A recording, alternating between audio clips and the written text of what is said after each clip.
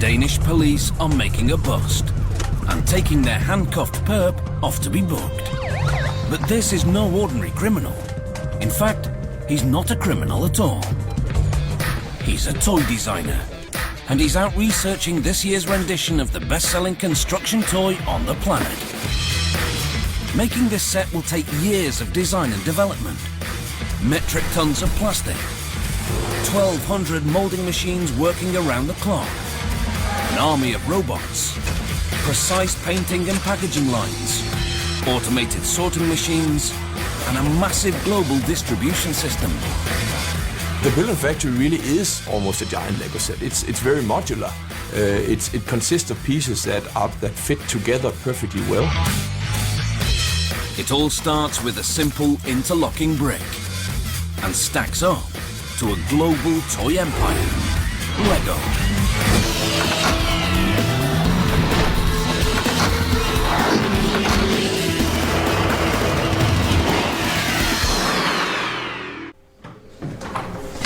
And now we come to our challenge. The Lego design team has come to a Danish police station for a little inspiration. They're an elite team with a big challenge, designing the latest reboot of the most popular classic Lego set in history. The police station is the flagship set of Lego City, the company's original playset. Globally, children spend an estimated 5 billion hours a year playing with the iconic bricks. The basic building blocks, the classic bricks, haven't changed much since 1958. But demand for the Danish toy has only gone up. Worldwide, 7 Lego sets are sold every second. The police station and the rest of Lego City gets updated every few years to keep up with the times. And like every police squad, this design team has its own rookie. Over here, and I can see he's about 150, 170. Yes. I've been at Lego for less than 4 weeks now. When I was about 12 years old, I sent a letter to Lego asking how to become a Lego designer, and they sent me a reply back telling me what qualifications a regular Lego designer would have and what I should be specialising in. So I signed up to design technology, art and design, and followed that all the way up to university where I studied product design. To be part of the Lego City team is like a dream come true. I don't really know how else to put it. The team has a year and a half to get the new police station set on the shelves. Creating the new playset will take 5 steps. Design and development, moulding, painting and decorating, packaging, and distribution. The experienced designers try to see the real police station through kids' eyes. If we have crazy people, we can use it against them. I think we have some crazy people here. Do you have a favorite car? Yes, some of them is better than some other. Torben's the senior designer, and Carsten is the creative lead. We have to be true to the moms also buying the products for the kids, and they should also go, oh, city is a safe place. It's not for fun, I'm wearing the vest. The playset needs iconic police features, but nothing too violent. There are no guns in Lego City. What do you guys think? Is there anything here we would say, oh wow, why didn't you do this? I think this one we could make one like this. It's an international team designing for global customers, but the toys are still mostly made in the same small town where Lego was born, Billund in Denmark. I would say this is where most of the magic is made physical. The flagship moulding plant is divided into 3 main areas. 14 towering silos, where the raw plastic granulate comes in. 12 production lines, where the Lego bricks are born. And a 23-metre-high storage warehouse, where the bricks are sorted before heading out to decoration and packaging. Stretching over half a kilometre, the factory in Billund is a non-stop brick-making machine. We make about 500 bricks per second, which is 30,000 bricks I mean, it's pretty much 24/7. We are talking billions of bricks every year being produced in this town. The Lego factory in Billund is the largest plastic moulding factory in the world. Its moulding machines churn out 21 billion bricks a year. With just a 2-year supply of bricks, you could build your way to the moon. The plant goes through up to 60 tons of plastic granulate a day, and the 14 silos make sure the factory always has a week's supply. An intricate network of pipes feed the raw granulate into a dozen moulding lines, where machines churn out 7,000 different Lego shapes and colours. Robots pick up the freshly minted bricks and send them on a highway to a massive sorting and storage warehouse. From here, some elements stay in Billund for decoration and packaging, but most travel on to plants in the Czech Republic and Mexico.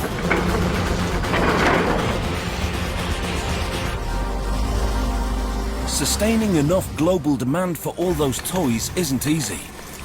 The industry has a built-in obstacle for companies trying to create brand loyalty. Kids outgrow their toys. But where many see a problem, this company sees opportunity. They keep customers over the years by catering to builders at every age. They're classic sets aimed at kids 5 to 9. The larger Duplo sets, made for the youngest children. Lego Technic and Mindstorms, geared towards teens and adults. Back in Billund, the designers settle down for a round table in the all-white Idea factory. Before any plastic gets melted down, the police station set needs its new look. The delivery deadline is months away, and the team has spent over a year testing new designs. So just get some functions in there, some nice and simple functions that we know that they can also handle and build and understand. We need to do some investigation into what the kids would prefer. I need something. They use inspiration from the real police station to create a playset children can recognize anywhere in the world.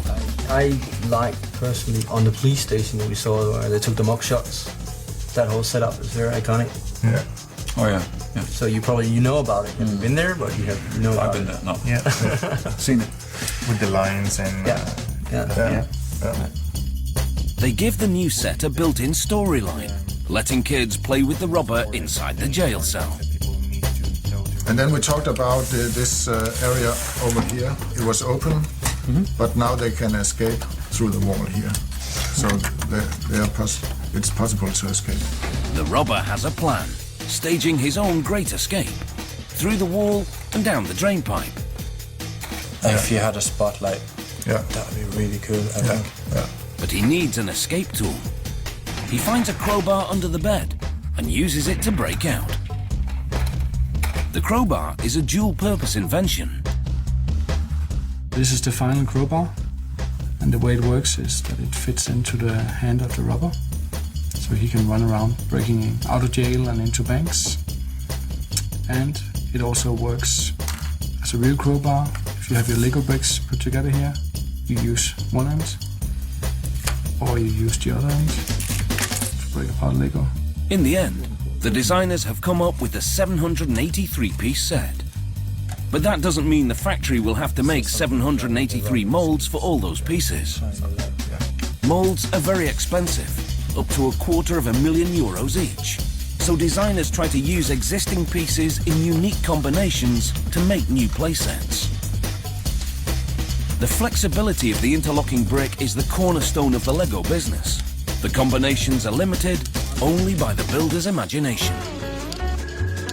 After all, using just 6 8-studded bricks of the same colour, the builder can make 915,103,765 different combinations. Using existing bricks for the construction frees the designers to add a new character to this year's set, the trusty police dog. Gita Thorsen is the team's sculptor. My role is to capture this German Shepherd and make it into a Lego piece like this. That's very characteristic for a German Shepherd, that it has those really lovely ears pointing up when he's very aware of what's going on. And then he has a sloping back. That's things that I look for.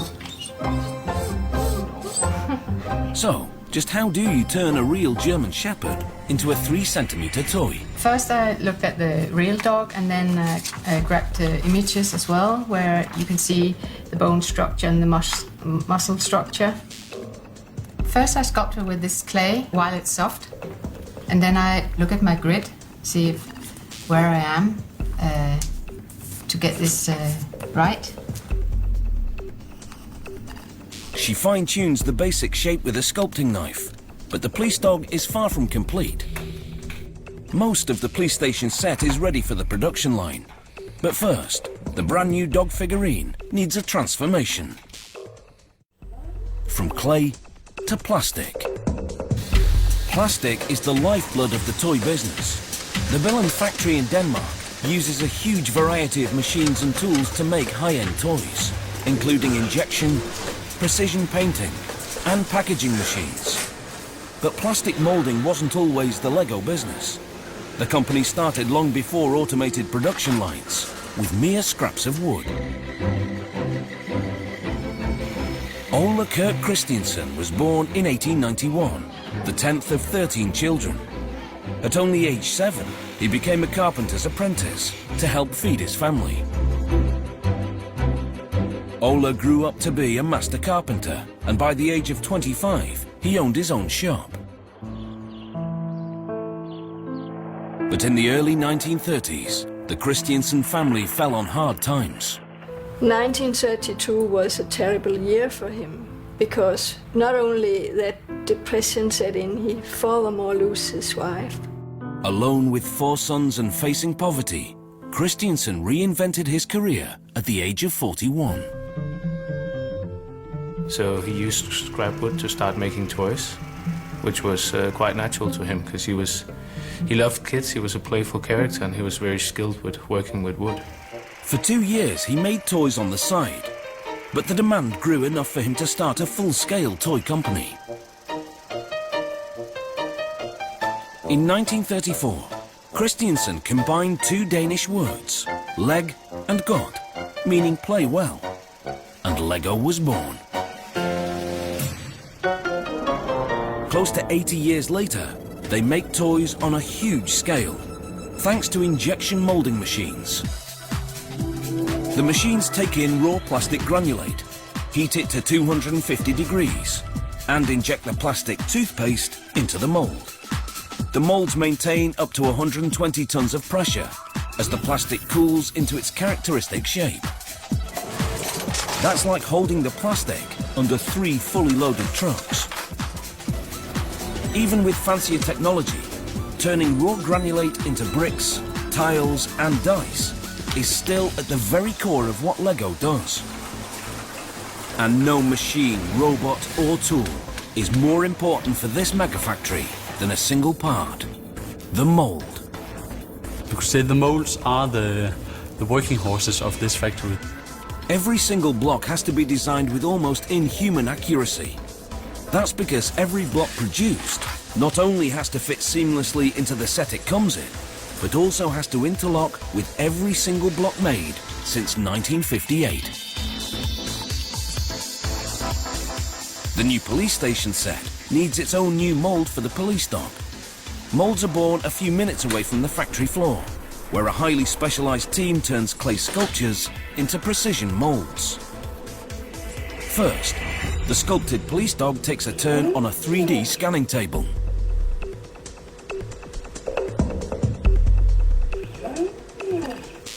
The finished scan gets mapped and smoothed out, so there are no sharp, potentially harmful edges.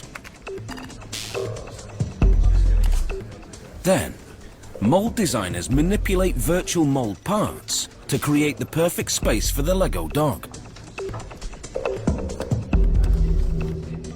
They make space for the hot plastic, called parting lines, and try to anticipate any leaks or safety hazards. The finished design gets fed into a giant tooling machine, which carves a prototype mould out of brass. Each prototype gets a test assembly. What seems perfect on a computer screen may not fit together in the real world. The mould gets a final once-over by hand, giving it nice smooth surfaces. This prototype gets a test run on a small-scale injection line. Only perfect molds make it to the factory floor. The 12 molding lines churn out Lego pieces, 36,000 a minute, that can be fed into any number of playsets. The new police dog mold is ready for its spot on the factory floor. I've been working at Lego at about 20 years, and the 15 of these 20 years I've been changing molds, so I got a little bit of experience.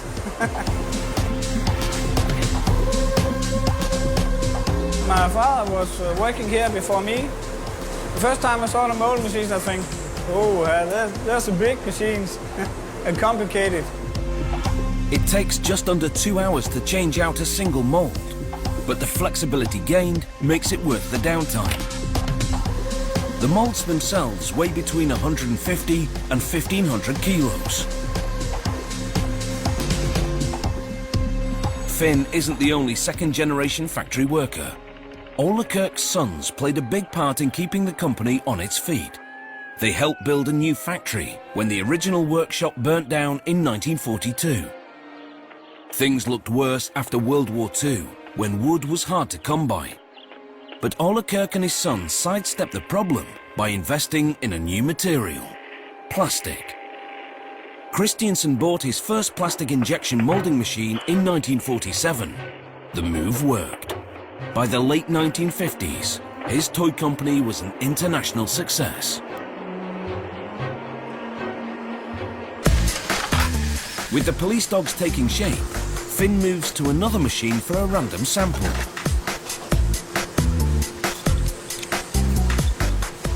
The sampled pieces ride a tube system to the quality control room. Here they go through a series of tests to make sure each brick meets a margin of error of hundredths of a millimetre. Testers check the height of the brick and the studs separately. The most important check is for what they call clutch power. A 5-year-old kid has to play with those elements, put them together, and actually have the clutch power that they don't fall apart, but also be able to actually click it apart again. The mold machines are so precise, only 12 pieces out of every 100,000 made fail quality control.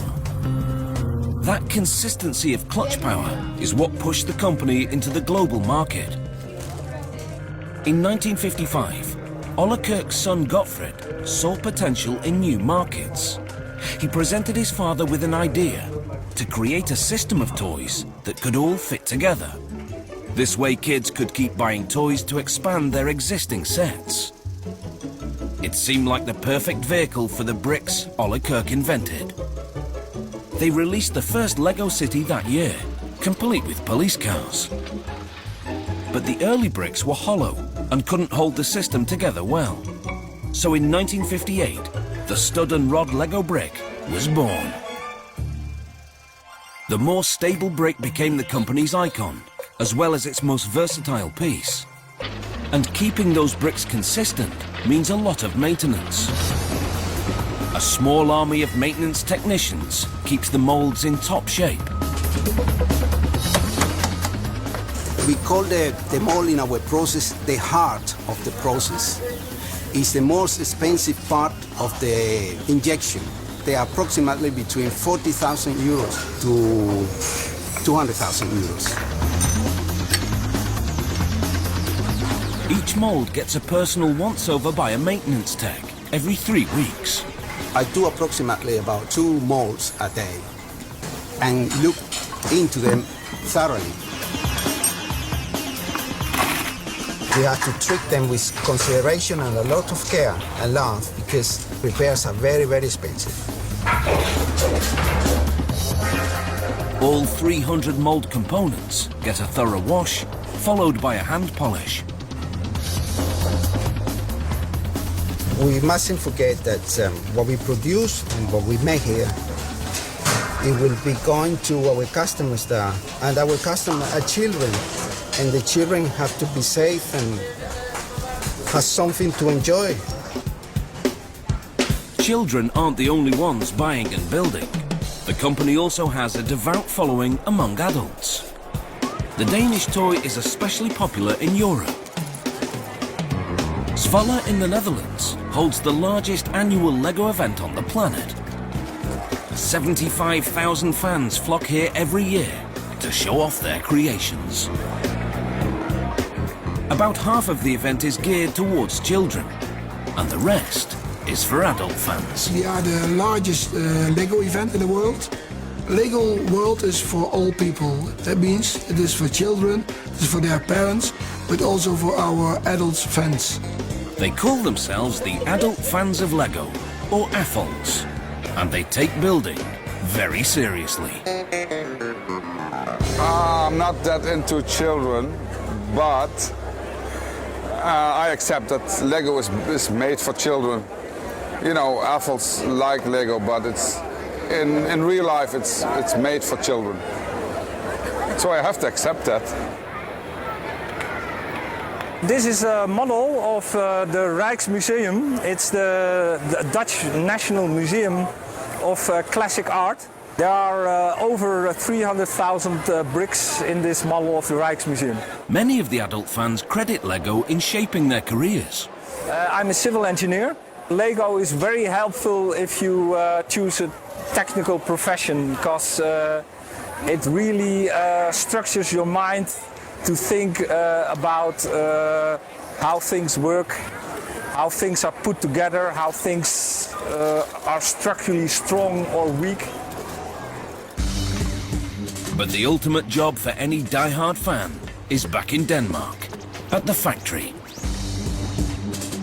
Being a Lego is the only job that I've ever wanted in my whole life. Sam, the rookie designer, gets his first tour of the plant, where the police station set is deep in phase 2, moulding. Yeah, I've never even seen this before. No. I've only ever seen the actual finished product.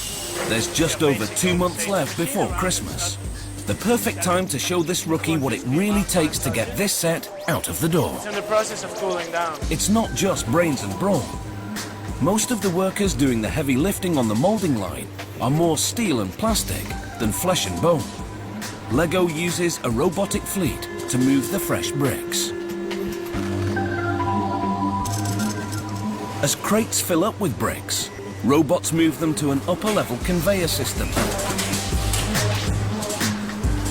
The crates make their way into a massive storage room. With all the bricks in here, I could probably rebuild my own house. It'd be amazing. Here, 4 robotic cranes zoom across 70 kilometers of shelf space to sort just under 500,000 bins.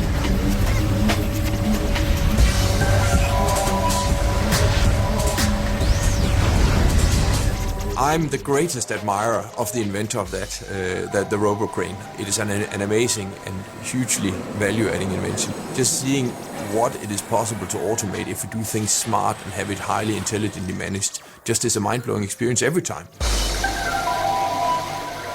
Invention is a big part of the job at the factory.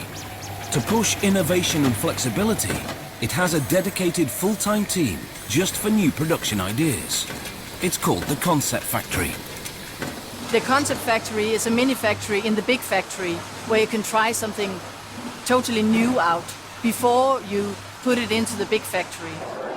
The Concept Factory team was recently tapped to solve a unique puzzle: how to translate the building experience into a board game. This meant inventing a whole new kind of dice.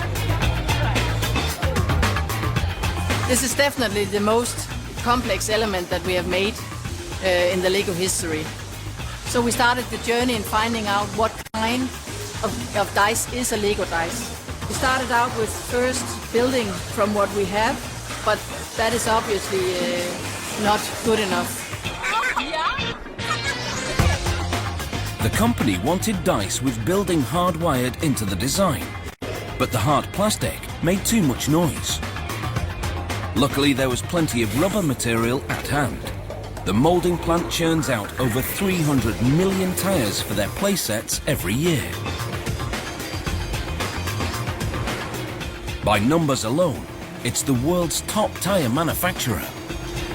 The idea here is to combine the Lego brick and the material from the Lego tires, so we get the benefit of the tiles being able to stick to the core, and that we get this nice sound of rolling the dice. But wrapping the hard plastic with the soft rubber wasn't so easy. The concept factory had to create the most expensive mold in the factory. Hvis det skal være mulighed at lave et emne som det her. To make an element like this in the right Lego quality, you have to have the right machine, the right tool, and the right equipment. What happens first is the elements on top get molded here. This part is closed together. It opens again, and the robot takes the element and puts it here below. This gets molded on top, and what comes out here is the finished element. The €250,000 mold is finally churning away at the factory. They hope this roll of the dice will pay off. The dice mold may be expensive, but it's nowhere near the company's biggest investment. That title belongs to an ambitious video game. Lego playsets tap into two of the most fundamental child impulses, building and roleplay. Now, the toy maker is moving that play experience into a computerized environment in an online game called Lego Universe. We said, is there a way that we can take what is inside the child's head and in the physical playroom where you invent all these stories and you play them out physically, if you're able to do that on the computer as well? The big question is, when you go into the virtual space, how you translate the Lego DNA into that world. Lego Universe is an MMOG, or massively multiplayer online game. That means kids from all around the world can play together online. This is all about kids coming together and playing online with Lego bricks. So basically you can connect with people in China and with people in the US and share the overall play experience together. Building an online social game for children raises a unique challenge. As toy makers, they keep playsets safe by avoiding sharp edges and using non-toxic paint. For the video game, they needed a way to keep kids safe on the internet. As a parent, obviously, it's very important that they're safe. It's been a real big challenge of creating something that is free and open-ended and yet safe for children. So we've made sure that whenever you create something within Lego Universe, you cannot show it to the world unless it's been approved by our moderation team. Then we've also created this sort of best friends system. So if little Tommy is the next door neighbor and you know him already, your child and his best friend can also be best friends in the game. But they cannot play with somebody you don't know. So you as a parent are in control. You can set the scene for who you want to play with. Between game design and child safety features, a project this big needs a Hollywood-scale budget. So Lego Universe was the biggest investment that the Lego Group ever did in a single product. And this is so important to us because it's like the platform for future expansion into the digital world. But even with multi-million-dollar video games and complex board games, kids still flock to the classic set.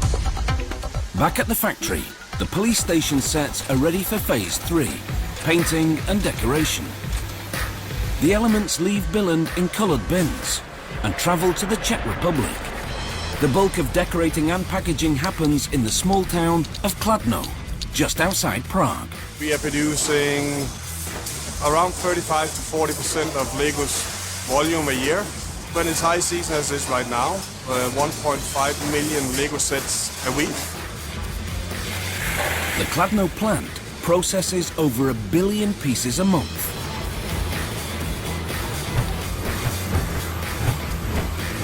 The bins pass through a sorting system and are stacked in a towering warehouse, just like Billund. This sorting system keeps the Kladno plant ready to package almost any set Lego offers at a moment's notice. The police station set makes its way to the decorating line and waits for its turn under the paint. Kladno holds a 9-hour buffer of stock on the factory floor to make sure the lines run around the clock. The police dog waits while a technician runs a changeover on a painting machine called a 5-star. The decorating line stresses flexibility, just like the moulding plant in Billund. The same machine can paint a policeman 1 hour and a jet fighter the next. And once the changeover is complete, the decorators can really move some paint. We can decorate approximately on this type of the machine 2,500 pieces every hour. The decorating machines are precisely engineered to keep the tiny pieces steady while they paint every minuscule detail. It's like stamping SEO on the document once again.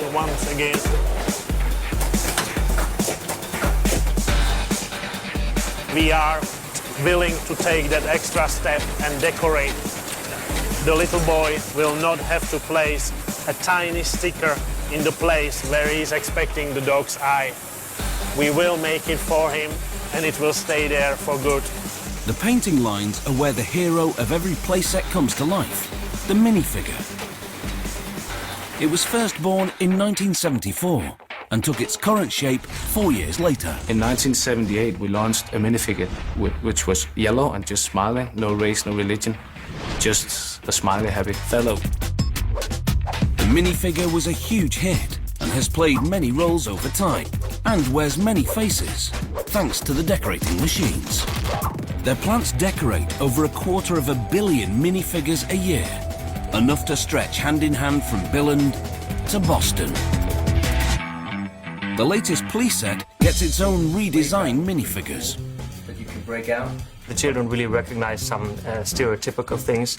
So if you look at this guy and he has the gold tooth here, they really see that as something that makes him a robber. At the same time, his unkempt appearance and his stubble will make him a robber. That's what we learn from kids' tests. And this year's robber gets a disguise for his escape. We thought of this little story that the robber broke out of prison and then he got a little jacket that he pulled over his prison suit. So the challenge is that it should still be visible because we have to make sure that you can see the striped suit beneath it. Of course, kids will be kids, and small, brightly coloured pieces of plastic are doomed to see their fair share of little mouths. The company counts on parents to guard against choking, and the production line to keep the paint both non-toxic and hard to remove.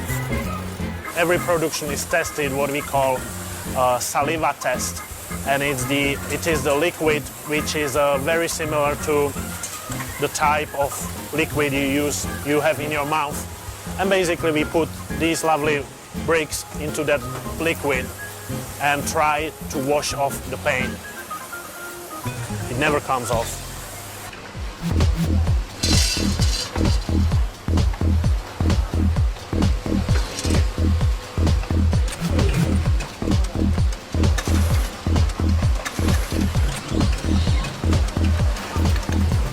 The freshly painted police station set moves on to phase 4, the pre-pack line.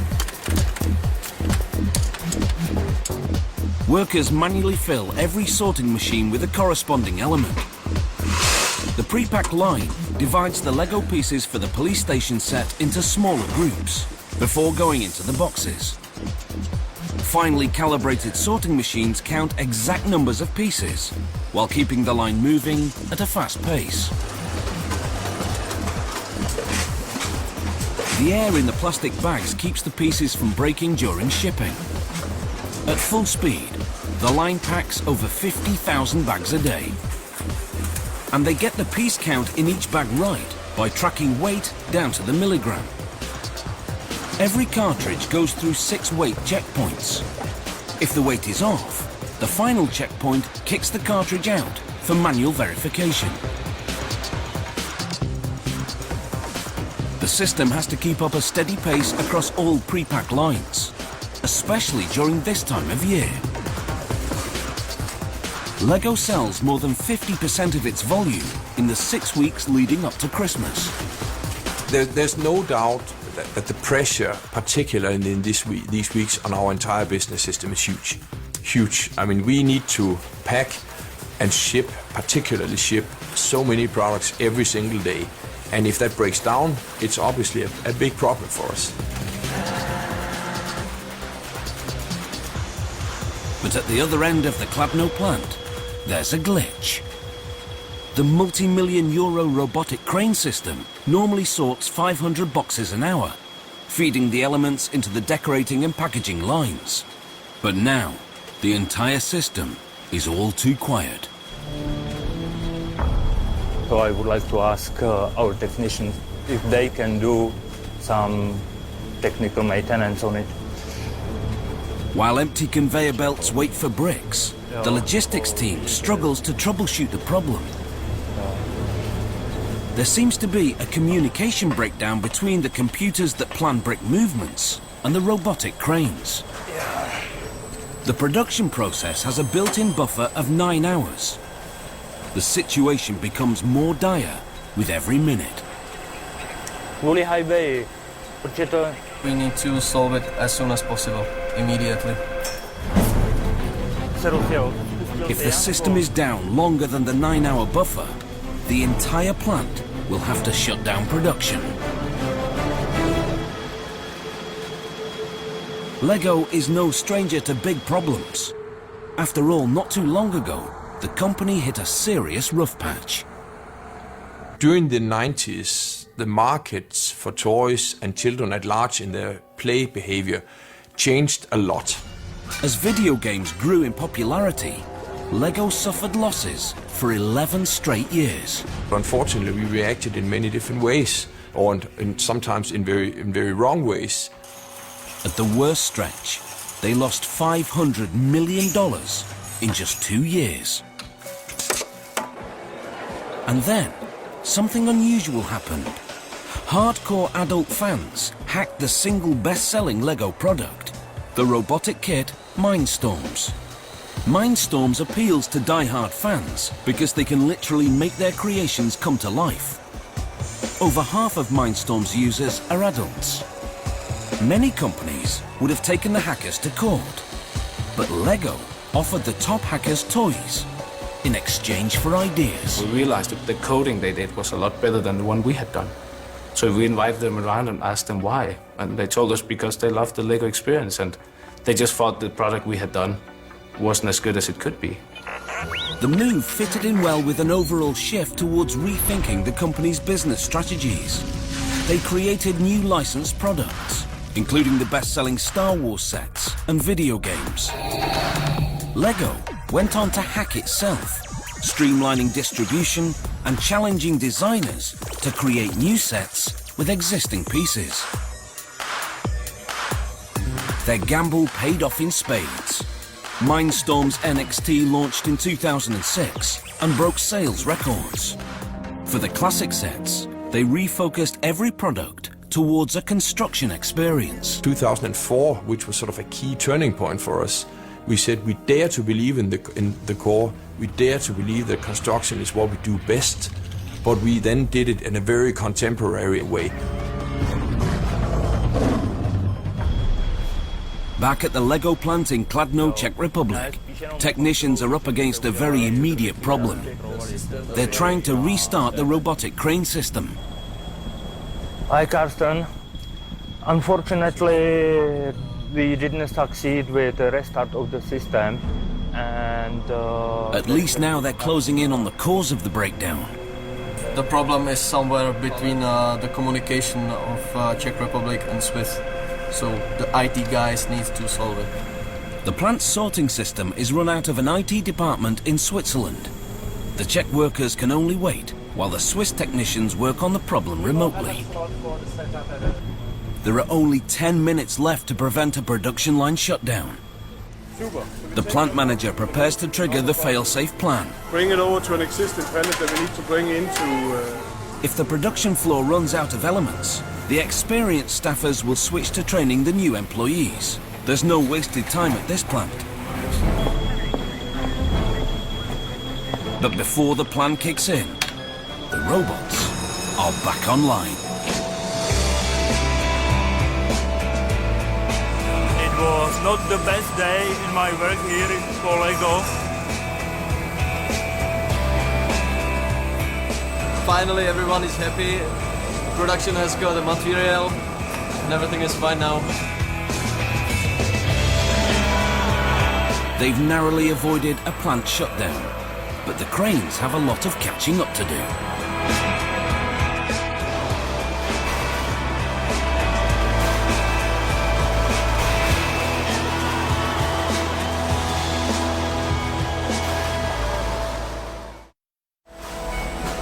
The Kladno plant is now back at full speed, from robotic intake to the last stop at the plant, final packaging.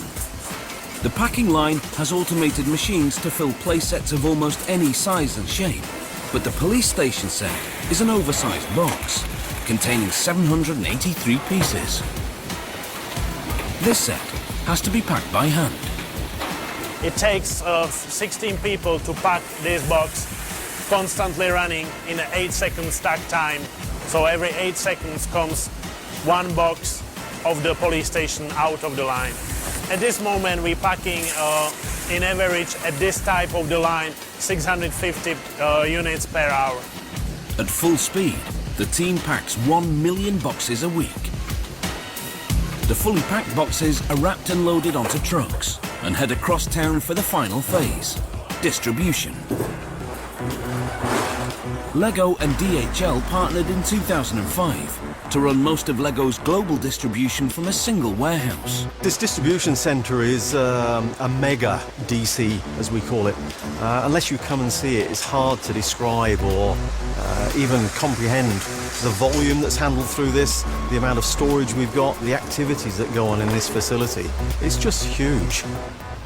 The DHL distribution centre stretches half a kilometre long and covers 100,000 square metres. That's 14 football pitches. This site is the biggest site in the Czech Republic and probably one of the biggest in Central Europe. It's extremely complex to handle the work here. Toy stores from all around the world place orders with LEGO pickers, who custom fill orders tailored for individual markets. Running most of global distribution out of a single site gives the company a unique advantage. If demand spikes for a certain playset, the entire system from moulding to distribution can meet that need in just 10 days. A small army of forklift operators navigates through 140,000 storage positions to meet the enormous demand.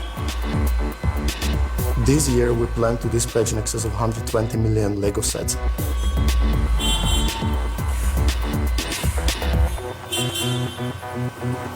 After 18 months of design and development, moulding, sorting, decoration and packaging, and giant-scale distribution, the LEGO City Police Station set meets its toughest test yet. The 8-year-old boy.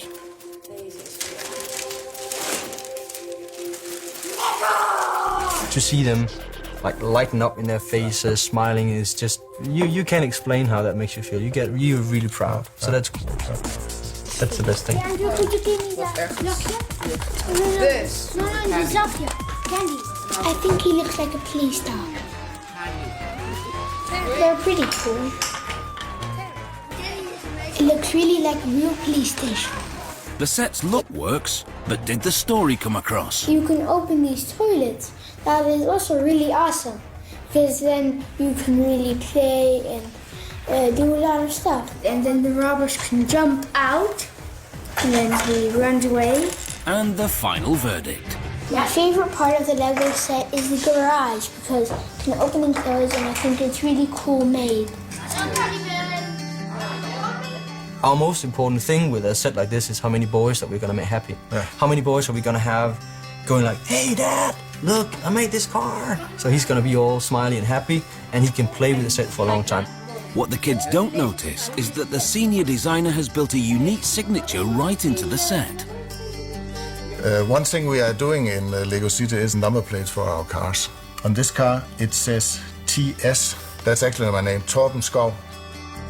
Since 1934, LEGO has rebuilt itself many times over and survived by turning problems into strengths, giving kids of every age new ways to play well, from spare scraps of wood all the way to a toy mega factory.